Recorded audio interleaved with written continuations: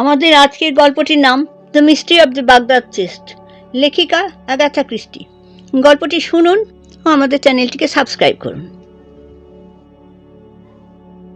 সেদিনের সংবাদপত্রে খবর বেরোলো।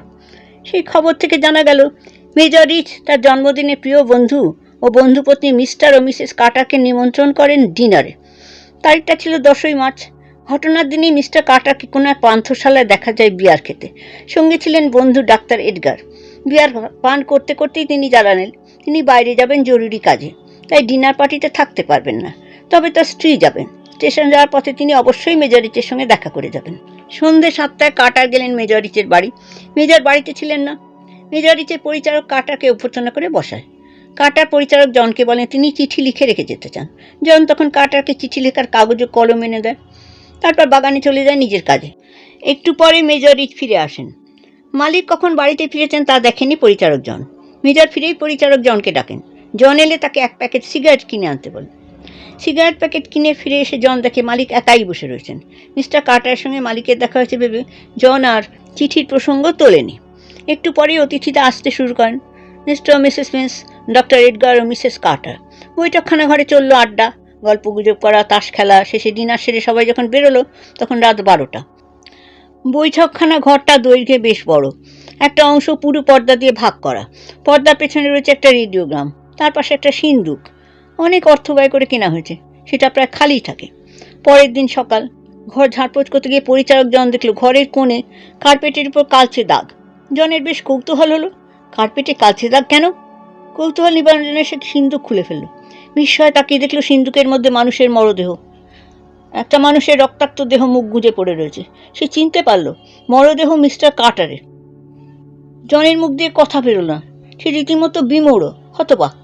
ভাবতে পারল না সে কি করবে, কি করা উচিত। অনেক চিন্তা ভাবনা করে সে থানায় ফোন করলো। পুলিশ এলো। মরদেহ শনাক্ত করলো জন। খুনের ব্যাপারে পুলিশ মেজর রিচকে অপরাধী সাব্যস্ত করে গ্রেপ্তার করলো। যদিও মেজর রিচ রীতিমতো দৃঢ়তার সঙ্গে অপরাধ অস্বীকার করলেন।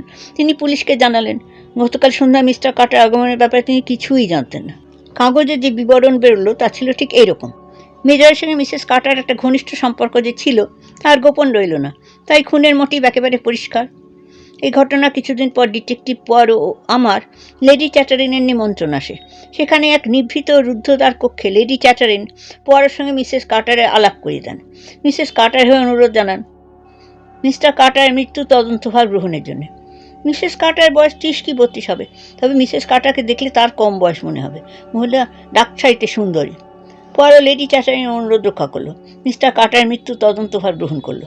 সেই মতো পোয়ারো তার পেশাগত দক্ষতায় মিসেস কার্টারকে জেরা শুরু করলো। পোয়ারোর জেরার চাতুরিতে মিসেস কার্টার স্বীকার করতে বাধ্য হলেন যে তিনি মেজর রিচকে ভালোবাসেন।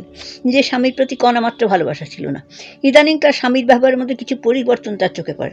সবশেষে মিসেস কার্টার জোরের সঙ্গেও বলেন যে মেজর রিচ যে তার স্বামীকে খুন করেননি সে ব্যাপারে 100% নিশ্চিত। তখন পোয়ারো বলল সাক্ষ্য প্রমাণাদি কিন্তু মেজর রিচের বিরুদ্ধে যাচ্ছে।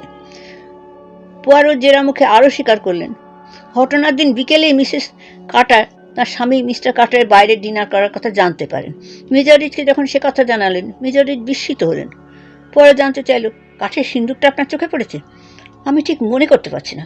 পর্দার পেছনে ওটা থাকতো, তবে রেডিওগ্রামটাও তো পর্দার পেছনে ছিল।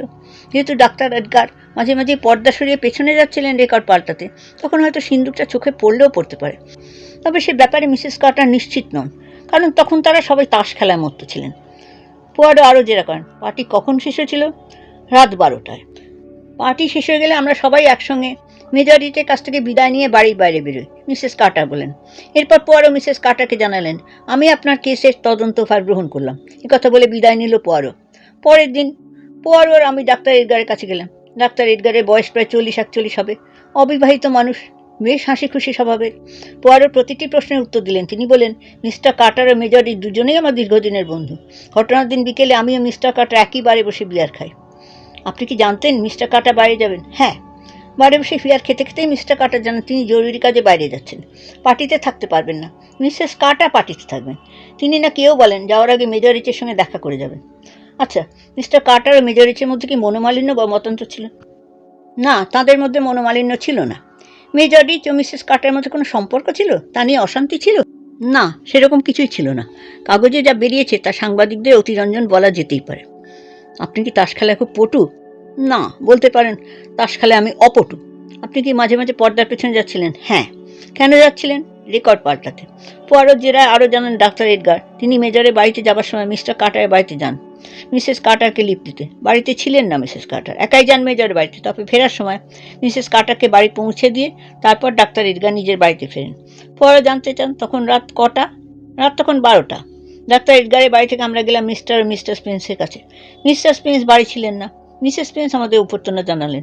পরে জেরা সেদিনের ঘটনা সম্পর্কে মিসেস স্পেন্স অনেক কিছুই জানালেন, কিন্তু নতুন কোনো তথ্য জানাতে পারলেন না।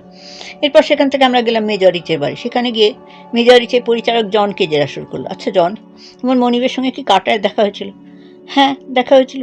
কী করে এত জোর দিয়ে বলছো? হ্যাঁ, আমি জোর দিয়ে বলছি, আমার মনিবের সঙ্গে মিস্টার কার্টারের দেখা হয়েছিল। দেখো, এমন তো হতে পারে পর্দা সরিয়ে দিতে দিতে কালো দাগটা দেখতে পায়। জনকে আর কিছু জেরা না করে সে ছেড়ে দেয়।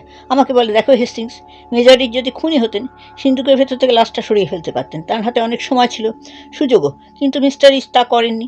এই ব্যাপারটা আমাকে ভাবাচ্ছে। তোমার কথার পেছনে যুক্তি আছে। মিস্টার কার্টারের মরদেহ যিনি পরীক্ষা করেছেন সেই ডাক্তার ইভান্সের কাছে আমরা জানতে পারলাম কার্টারের মৃত্যু হয়েছে সন্ধ্যে 7টা থেকে 9টার মধ্যে কোনো এক সময়। তার মৃত্যু ছুরির আঘাত, অথচ ছুরিতে কোনো আঙুলের ছাপ পাওয়া যায়নি। লাঞ্চ সেরে আমরা পুলিশ ইন্সপেক্টর জাপের সঙ্গে দেখা করলাম। মৃত কার্টারের পকেটে যেসব জিনিসপত্র পাওয়া গেছিল সেগুলো দেখতে চাইলে পরও সেসব কিছু আনা হলো। একটা রুমাল, একটা মানি ব্যাগ, তাছাড়া আরও টুকিটাকি নানা জিনিস। সেসব জিনিসের মধ্যে একটা ছিল স্ক্রু ড্রাইভার। তুলে পরে বলে এটা দিয়ে কাঠের গায়ে ফুটো করা যায়, তাই না? তোমার কি ধারণা সিন্ধুকে ফুটো করা কাজটা মিস্টার কার্টারের? আমি বললাম, হ্যাঁ বন্ধু, এই ফুটোগুলো নিশ্চয় কোনো মৃত ব্যক্তির শ্বাস প্রশ্বাস নেওয়ার জন্য তৈরি হয়নি। ওখানে যে ঢুকেছিল সে জীবিত মানুষ ছিল। কে ঢুকেছিল বলে তোমার মনে হয়? কার্টার নিজে?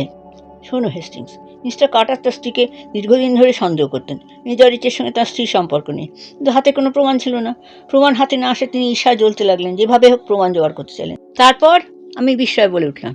অবশেষে তিনি একটা ফাঁদ পাতলেন, সকলকে জানালেন তিনি বাইরে যাচ্ছেন, কিন্তু আসলে তিনি গোপনে মেজর রিচের বাড়ির উপর নজরদারি চালালেন। মিস্টার কার্টারকে নিয়ে ব্যস্ত থাকার জন্য তুমি অনেক কিছুই লক্ষ্য করনি। জন অবশ্য বলেছে আমি মিস্টার কার্টারকে ঘরে বসে রেখে চলে গেছি। আমি জানতাম আমার মালিকের সঙ্গে মিস্টার কার্টার দেখা হবে, তা না হলে তিনি আমায় জানিয়ে দিতেন।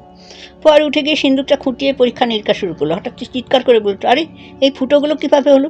এগুলো তো একেবারে নতুন করে করা হয়েছে মনে হচ্ছে, দেখো তো হেস্টিংস। পরে কথা মতো আমিও ভালো করে পরীক্ষা করে দেখলাম। আশ্চর্য ব্যাপার, সিন্দুকের গায়ে ফুটোগুলো একেবারে নতুন করে করা হয়েছে। জনও ভালো করে দেখে বললো এই ফুটোগুলো সিন্দুকের ছিল না। পরে গম্ভীর মুখে চিন্তার ছাপ পড়লো। সে সিন্দুকের তালা বন্ধ করে নিজের জায়গায় ফিরে এসে বসলো। জনকে বললো, আচ্ছা জন, তুমি তো তোমার মনিবের জন্য সিগারেট আনতে গিয়েছিলে। হ্যাঁ, সিগারেট আনতে গিয়েছিলেন। সিগারেট কিনে ফিরে এসে অস্বাভাবিক কিছু তোমার চোখে পড়েছিল? জন কিছুক্ষণ চুপ থেকে বলল, বলার মতো অস্বাভাবিক কিছু তেমন দেখিনি, তবে পর্দাটা একটু সরানো ছিল। পরে বাম দিকে পর্দাটা সরিয়ে দিল। দেখা গেল বৈঠকখানে যেখানটা আমরা বসেছিলাম সেখান থেকে সিন্দুকটা দেখা যাচ্ছিল না। পরে কপালে চিন্তার ভাঁজ। সে জনের কাছে জানতে ছিল, পরের দিন সকালে এসে তুমি পর্দাটা কী অবস্থায় দেখো? পর্দা সরানো ছিল। পরে পুনরায় চিন্তায় ডুব দিলেন। তারপর বেশ কিছু সময় পার হলে সে বলল, যখন কার্টার দেখলেন বন্ধু মেজর রিচ বাইরে বেরিয়ে গেলেন, তখন তিনি মেজরের বৈঠকখানায় ঢুকলেন, আর বেরোলেন না। তারপর কি হলো? নিঃশ্বাস নেবার সুবিধার জন্য সিন্ধুকে কয়েকটা ফুটো করলেন স্ক্রু ড্রাইভার দিয়ে। তারপর বসে রইলেন সিন্ধুকের ভিতরে। একটাই উদ্দেশ্য, নিজের চোখে দেখবেন স্ত্রী ও মেজর রিচের সম্পর্কটা কতদূর পর্যন্ত গড়িয়েছে। তাহলে কি পার্টি ভাঙার পর মেজর রিচ মিস্টার কার্টারকে দেখতে পেয়ে খুন করেন? তা কী করে হবে? ডাক্তার বলছে সন্ধ্যে 7টা থেকে রাত 9টার মধ্যে মিস্টার কার্টার খুন হয়েছে। পার্টি ভেঙেছে রাত 12টায়। পোয়ারো মুচকি হাসলো। তারপর বলল, খুনটা হয়েছে সন্ধ্যে 7টা থেকে রাত 9টার মধ্যে, সে বিষয়ে কোনো সন্দেহ নেই। ইন্সপেক্টর জ্যাপ এসেছিলেন। তিনি পোয়ারো মুখে সব কথা শুনে বললেন, সে সময় ঘর ভর্তি লোক ছিল, সবার মধ্যে খুন হবে কিভাবে? কেউ না কেউ তো নিশ্চয়ই টের পাবে। মিস্টার জ্যাপ, কি অসীম মানসিক শক্তি, কি নিখুঁত পরিকল্পনা, ভাবলে অবাক হতে হয়। কি বলতে চাইছেন মিস্টার পোয়ারো? ইন্সপেক্টর জ্যাপ বললেন। সকলের চোখের সামনে দিয়ে ওই সিন্দুকের কাছে যাওয়ার সুযোগ ছিল একমাত্র ডাক্তার এডগারের। তিনি তাস খেলায় অংশ নেননি, মাঝে মাঝে রেকর্ড পাল্টাতে যাচ্ছিলেন। সবার চোখের আড়ে সিন্দুকের কাছেও যাবার সুযোগ ছিল। তিনি জানতেন সিন্দুকের মধ্যে মিস্টার কার্টার লুকিয়ে রয়েছেন। যাতায়াতে কোনো এক ফাঁকে ছুরি নিয়ে কার্টারকে আঘাত করেন। এভাবে মিস্টার কার্টারকে খুন করেন ডাক্তার এডগার। অসম্ভব মিস্টার পোয়ারো। আচমকা ছুরির আঘাতকে অন্তত একবার চিৎকার করে উঠতেন মিস্টার পোয়ারো। জ্যাপ বলেন, নিশ্চয় করতেন, যদি মিস্টার কার্টারকে মাদকদ্রব্য খাইয়ে আচ্ছন্ন করে না রাখা হতো। সবাই বিস্ময় তাকিয়ে এলেন পরের দিকে। পরে তারপর আমাদের কাছে সব ঘটনা খুলে বলল। সেদিন পানশালায় বিয়ারের সঙ্গে মাদকদ্রব্য খাওয়া হয়েছে মিস্টার কার্টার। খাইয়েছিলেন ডাক্তার এডগার। ডাক্তার এডগারই হলো নাটের গুরু। তিনি ধীরে ধীরে কার্টারের মধ্যে সন্দেহের বীজ পুঁততে থাকেন, জাগিয়ে তোলেন মিস্টার কার্টারের মধ্যে প্রতিহিংসা চরিতার্থ করার পথও বাতলে দেন। সিন্দুকের মধ্যে লুকিয়ে থেকে দুজনের উপর নজর রাখার যে পরিকল্পনা, সেটাও ডাক্তার এডগারের। কিন্তু খুনের তো একটা মোটিভ থাকবে, সেই মোটিভটা কী জ্যাক জানতে চাইলেন। পর একটু চুপ করে থেকে পুনরায় শুরু করলেন, সেই চিরন্তন শাশ্বত ত্রিকোণ প্রেমের খেলা। আসলে মিসেস কার্টারের উপর লোভ ছিল ডাক্তার এডগারের, কিন্তু মিস্টার কার্টার বা মেজরি জীবিত থাকতে মিসেস কার্টারকে পাওয়ার অন্য কোনো পথই খোলা ছিল না। তাই তিনি এক ঢিলে দুই পাখি মারার তালে ছিলেন। পরিকল্পনা সফল হতেও চলেছিল। মিস্টার কার্টারকে খুন করে ফেললেন সুকৌশলে, আর মেজরিট মিস্টার কার্টার খুনের দায়ে অভিযুক্ত হয়ে হাজতে গেলেন। কিন্তু এক ঢিলে দুই পাখি মারার পরিকল্পনা সার্থক হলো না, কারণ গোয়েন্দা এরকুল পোয়ারোর চোখে ফাঁকি দেওয়া অত সহজ নয়। দুর্ভাগ্য ডাক্তার এডগারের,